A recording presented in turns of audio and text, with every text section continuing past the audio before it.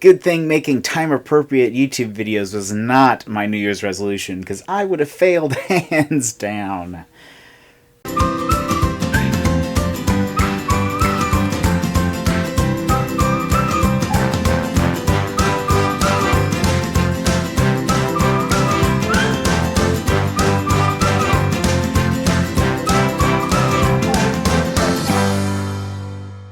Happy New Year, I'm Jetpack. Welcome to 2016. Now, I realize that it is officially February, and so it may not technically be New Year's holiday season. However, who cares? This is the first video of mine for 2016, and so we're going to talk about New Year's resolutions, and you're going to deal with it. Just kidding, please subscribe. I hope you had a great New Year's. I did, and I love New Year's because it's often a great time to look back at the past year and think about all the fun you've had, remember the lessons you've learned, and really evaluate what could be done better for the next year. It seems like after Christmas, everyone starts thinking about their hopes and dreams for the next year and how they want to change and grow. For a few years now, I've been doing resolutions a little bit differently. In my opinion, resolutions are either way too specific where you're setting yourself up for failure, or they're just way too general. Hey, so have you thought of any New Year's resolutions? Oh, have I. I'm going to the gym every day, all day. Morning, noon, and night. It's going to be 365 of eat, breathe, sleep, gym. People are going to be like, do you even lift, bro? And I'm going to be like, oh yeah, bro. I lift. Wow, that's great. You know, I think this next year, I just want to live, laugh, love. All of it. In my opinion, neither really addresses what really needs to change for development to happen. It's so easy to overpromise when we choose resolutions. It's February now, and statistically that means that most of us will have already quit whatever resolution that we started a month ago. For the past several years, I've decided to choose 2 character qualities that I want to learn about and grow and develop in over that next year. Typically, these have been things that I've lacked for the past year or two. So in case you want to take part in Jetpack's New Year's resolution guide, this is what you do.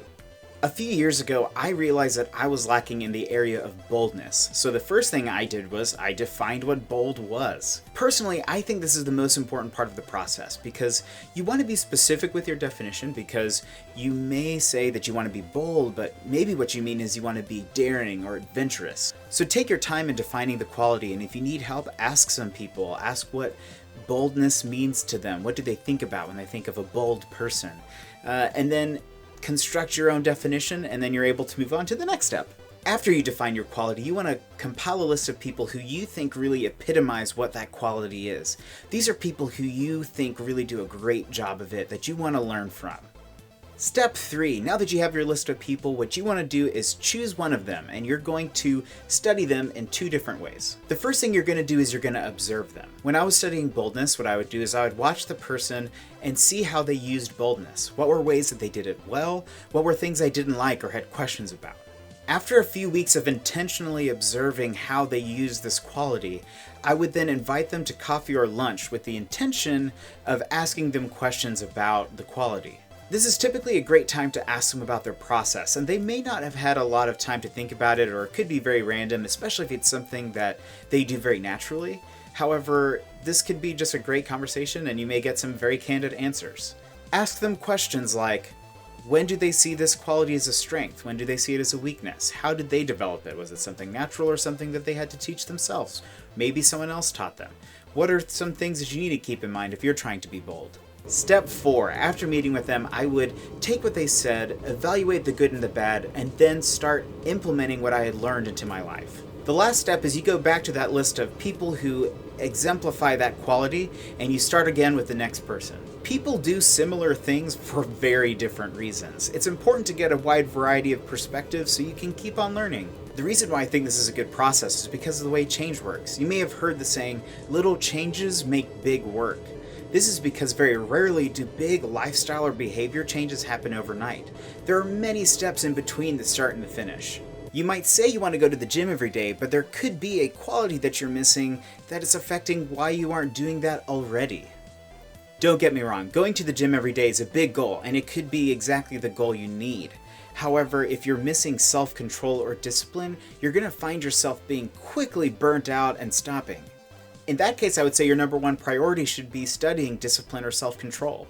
And in that year, putting that discipline into practice, through going through the gym, but also be open to looking at other areas of your life where you're missing those qualities. But what if your resolution is to learn a skill, like learning a new language or learning how to draw? What do you do then? Usually learning a skill is going to be a little bit more straightforward. However, there are still qualities you need in your tool belt in order to develop any skill. For example, you're going to need time management and perseverance if you're going to push through those times when learning a skill can be difficult. I'd still recommend coming up with a list of people who you think do that skill well and asking them about their experience. And in the case you don't know how to ask someone to coffee for this type of thing, here's an example.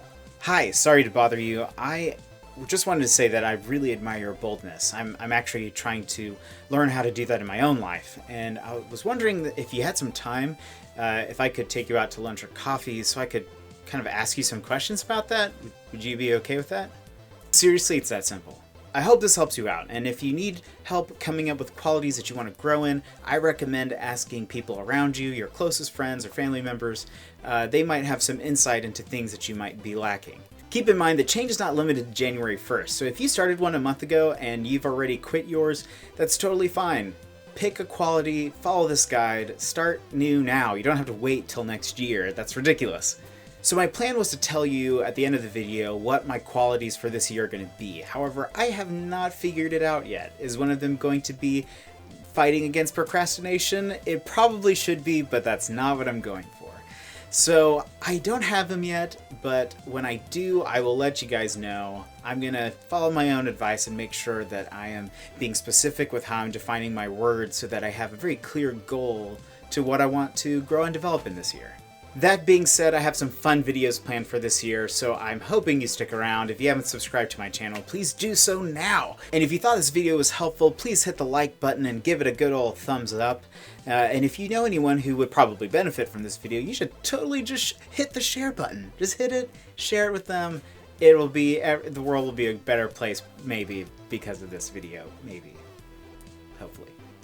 Once you have your resolutions, you should definitely leave them in the comment below and cheer each other on, because that's what we should do. Thanks for watching. I'm Jetpack. Happy 2016. See you later, friends.